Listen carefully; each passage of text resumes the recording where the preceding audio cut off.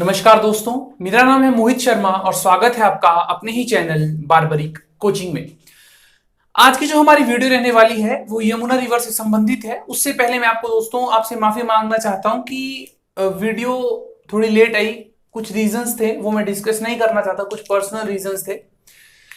तो शुरुआत करते हैं दोस्तों। और मैं आपको ये बताना चाहता हूँ कि जो मैं वीडियोस आपके सामने बुलाऊंगा वो दिन में शायद 2 या 3 भी ला सकता हूँ, क्योंकि हम एक वीक से ऑलमोस्ट वीडियोस नहीं लाए। तो शायद दिन में 2 या 3 लेक्चर्स भी आए।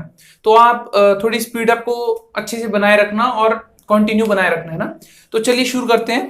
तो आज की जो हमारी नदी, आखिरी नदी बची है वो है यमुना रिवर, और उसकी शुरुआत करते हैं और देखते हैं कि वहां से क्या कैसे सवाल जो है हमारे बन सकते हैं।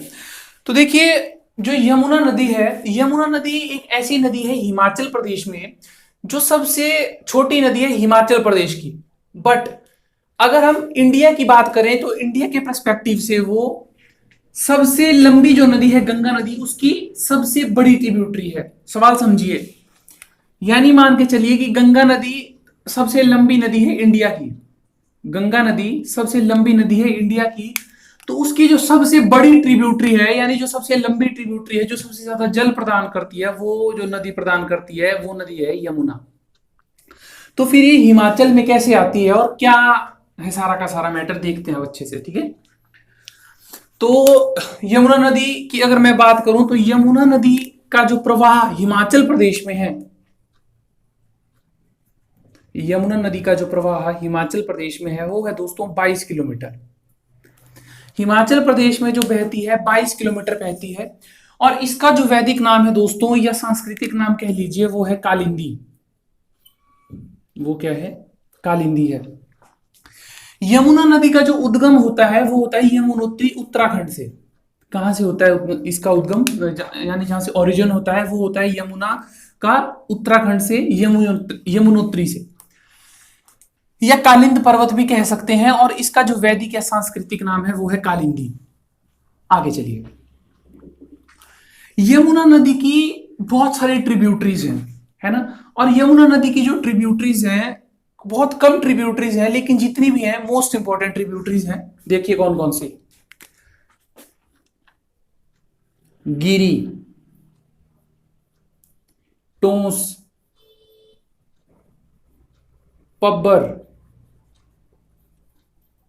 आंध्रा और बाटा। ये कुछ इंपॉर्टेंट ट्रिब्यूटरीज जो है आपकी किसकी हैं? यमुना नदी की हैं। अब देखो, यमुना नदी की ट्रिब्यूटरीज इतनी जरूरी क्यों है?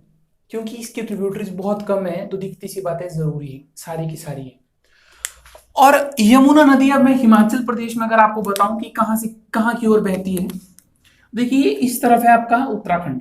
तो उत्तराखंड से यमुना नदी आई, यहां से बही और यहां से चली गई हरियाणा में।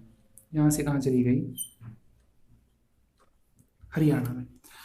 अब यमुना नदी की ट्रिब्यूटरीज तो बहुत सारी है, तो इसका मतलब ये नहीं है कि वो ट्रिब्यूटरीज यहाँ नीचे से जुड़ रही हैं या कहीं से जुड़ रही हैं।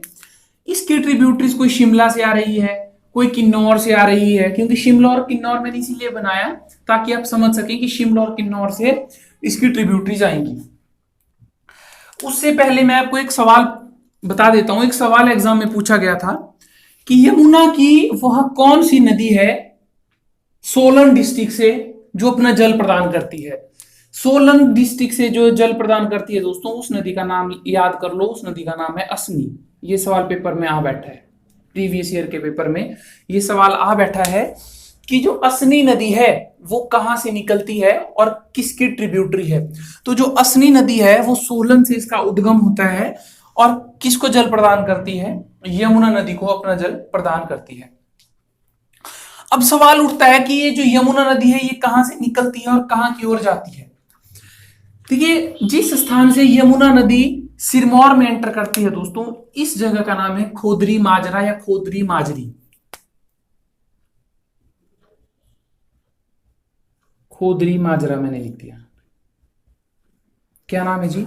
खोदरी माजरा। आगे लिखिए।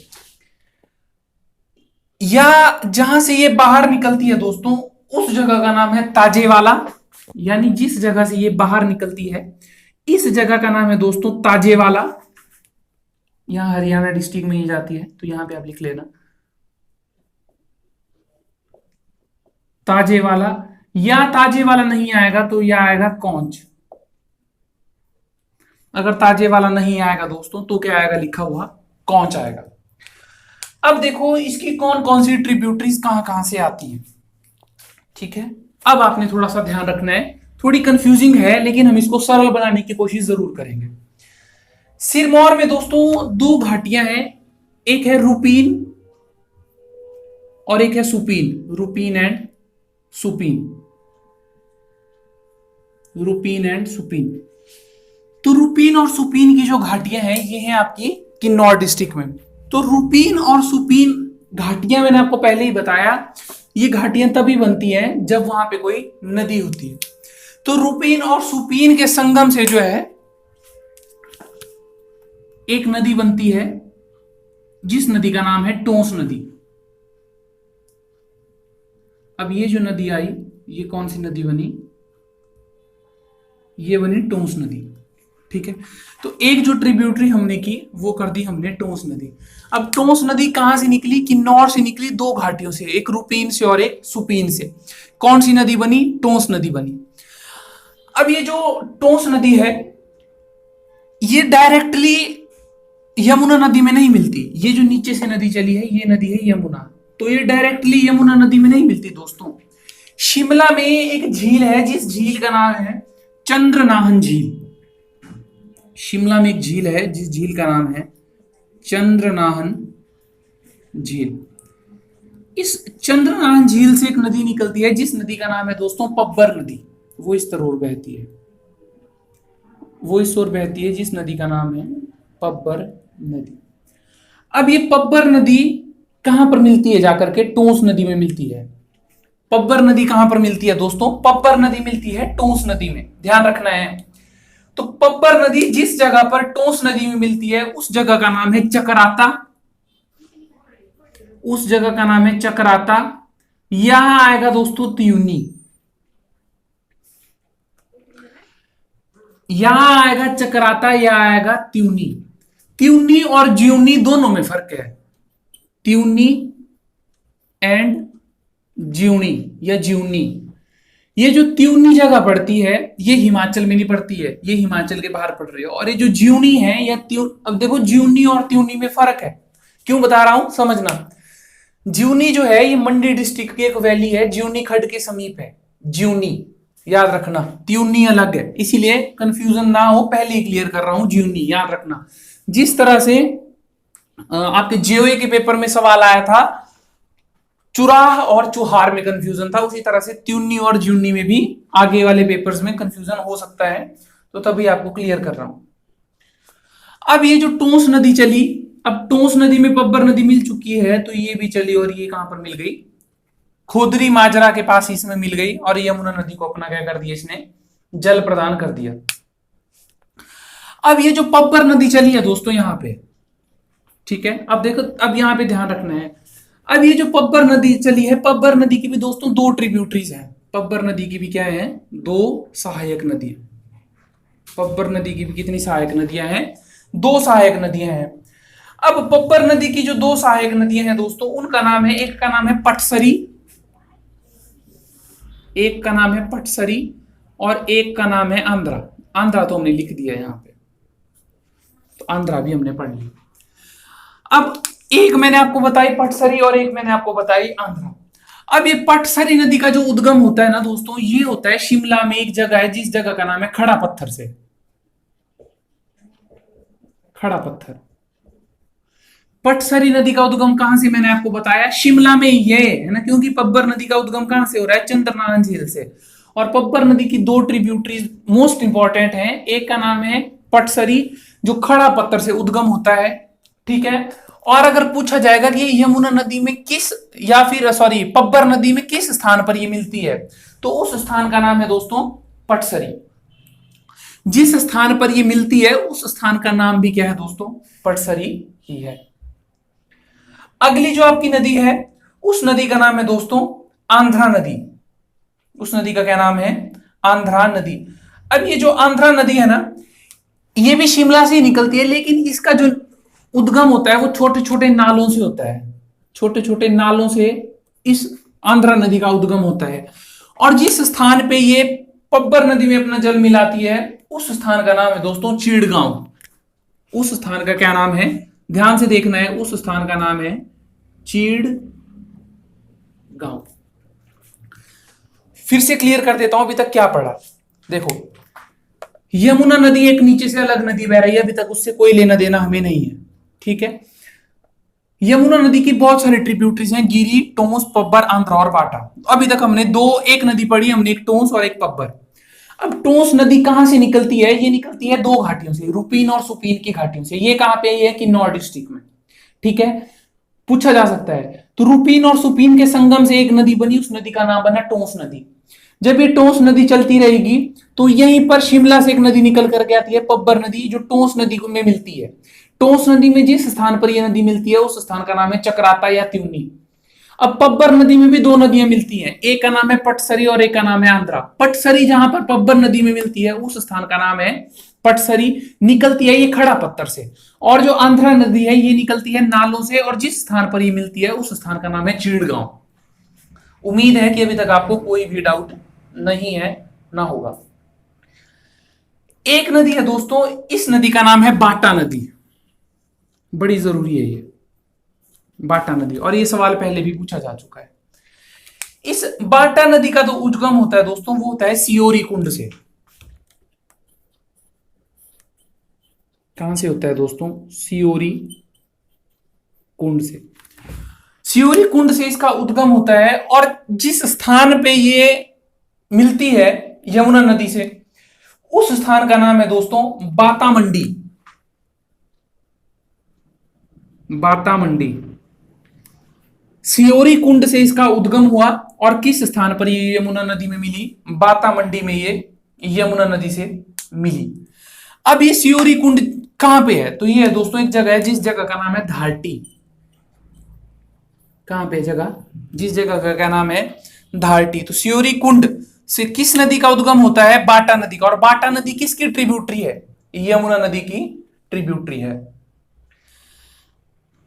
अब एक नदी बची जिस नदी का नाम है गिरी नदी।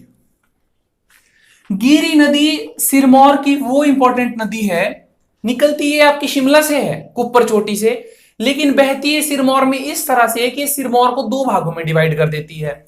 जिस भाग को दो भागों में डिवाइड किया, एक बन गया सिसगिरी और दूसरा बन गया ट्रांसगिरी। पहला सवाल पूछा जाएगा कि वो कौन सी नदी है जो सिरमौर को दो बराबर भागों में बांटती है। ऑप्शन होगा वहां पर यमुना भी।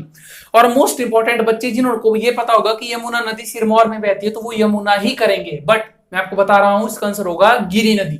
क्यों, गिरी नदी शिमला से निकलती है कुप्पर चोटी से। गिरी नदी कहां से निकली, यहां पे अब चंद्रनारायण झील है ना, इसको कर लेना कोई, यहां पे कुप्पर चोटी है, यहां से गिरी नदी आई और दो भागों में डिवाइड कर दिया। एक डिवाइड कर दिया दोस्तों सिसगिरी, एक क्या डिवाइड किया, सिसगिरी। मैं इसे रफ कर रहा हूं और यहां पे लिख के बताता हूं आपको, ठीक है। एक है सिसगिरी, या आप इंग्लिश में सिसगिरी भी लिख सकते हैं, CISGIRI, और एक है ट्रांसगिरी, TRANSGIRI, सिसगिरी और ट्रांसगिरी।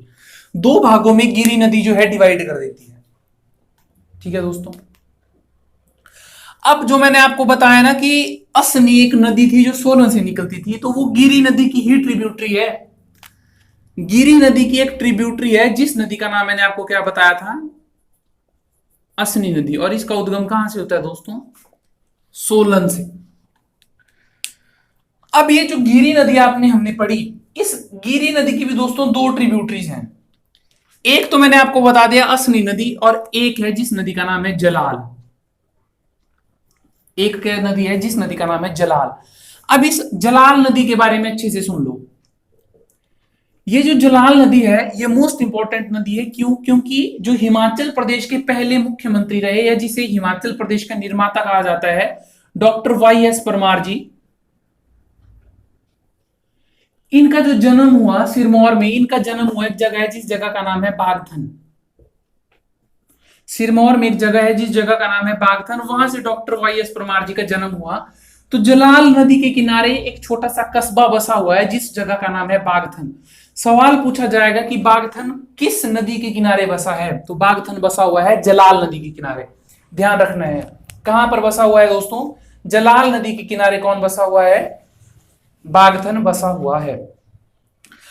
अब ये जो जलाल नदी है, अब सवाल पैदा ये उठता है कि इसका उद्गम कहां से होता है। तो जलाल नदी का जो उद्गम होता है दोस्तों वो होता है धारटी से। जलाल नदी का उद्गम कहां से होता है, धारटी से। जलाल नदी कहां गई, हाँ, जलाल नदी का उद्गम होता है धारटी से, ठीक है। और जिस जगह में ये यमुना नदी में मिलती है, जलाल नदी जिस जगह पर गिरी नदी में मिलती है उस स्थान का नाम है ददाहू। आपने क्या लिखना है, गिरी नदी की है 2 ट्रिब्यूटरीज, ये सारा मिटा रहा हूं, इस तरह से लिखना है गिरी नदी। गिरी नदी की बना देनी 2 ट्रिब्यूटरीज, एक बना देनी असनी और एक बना देनी जलाल। अब जलाल की लिख देना एक उद्गम और एक लिख देना मिलन। अब उद्गम क्या बताया मैंने, धारटी। मिलन क्या बताया मैंने, ददाहू। असनी का मैंने क्या बताया, सोलन। और मिलन क्या बताया मैंने, ठीक है, वो आपने लिख लेना है। अब गिरी नदी में तो चली है, अभी तक गिरी नदी थोड़ी ना यमुना में मिली है, अभी तो इसमें इसकी 2 ट्रिब्यूटरीज मिली। जिस स्थान पे गिरी नदी यमुना नदी में मिलती है दोस्तों, उस स्थान का नाम है मुकामपुर। इस स्थान का क्या नाम है, मुकामपुर। इस स्थान का क्या नाम है दोस्तों, मुकामपुर। अब ये तो हमने क्या देखा कि यमुना नदी की कौन कौन सी ट्रिब्यूटरीज थी, कहां से निकल रही थी, कहां से मिल रही थी, ठीक है। अभी तक सिर्फ नदियां देखी। अब देखते हैं कि जो यमुना नदी है वो हिमाचल प्रदेश में उसके ऊपर कौन कौन से पुल बने हुए हैं। यमुना नदी के हिमाचल प्रदेश के ऊपर बनाए गए पुल, तो लिखिए सबसे पहला जो पुल है दोस्तों उस पुल का नाम है पोंटा पुल। एक पुल है, एक ब्रिज है जिस ब्रिज का नाम है पोंटा ब्रिज। मोस्टली स्टूडेंट्स इसको कर लेंगे।